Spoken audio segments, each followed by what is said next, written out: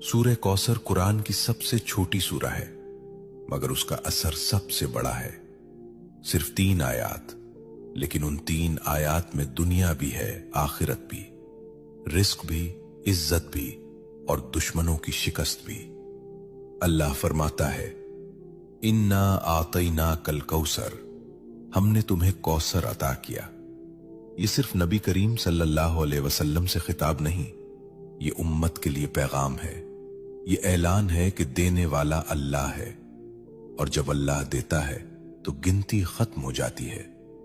कौसर का मतलब सिर्फ जन्नत की नहर नहीं, कौसर का मतलब है खैर कसीर, बेशुमार भलाई, ऐसा रिस्क जिसमें कमी ना हो, ऐसी बरकत जिसमें जवाल ना हो। लेकिन सवाल यह है कि आज हम ये सूरा पढ़ते हैं, फिर भी तंगी क्यों है, फिर भी दिल बेचैन क्यों है, फिर भी इज्जत के लिए दर दर क्यों जाना पड़ता है। यहां एक नुक्ता है, और यही नुक्ता अक्सर लोग खो देते हैं। सूरह कौसर सिर्फ जबान से पढ़ने की सूरा नहीं, ये मिजाज बदलने की सूरा है, ये शिकवा छोड़ने की सूरा है, ये शुक्र सिखाने की सूरा है।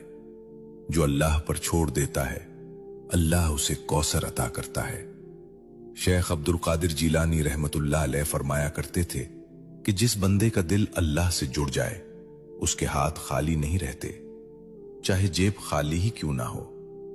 सुनो, रिस्क सिर्फ पैसा नहीं, सुकून भी रिस्क है, सेहत भी रिस्क है, औलाद की नेकी भी रिस्क है, और इज्जत से जीना यह भी रिस्क है। सूरह कौसर हमें सिखाती है कि पहले अल्लाह की नेमत को पहचानो, फिर उस पर शुक्र करो। फसल्लि लिरब्बिका वन्हर, अपने रब के लिए नमाज पढ़ो और कुर्बानी दो।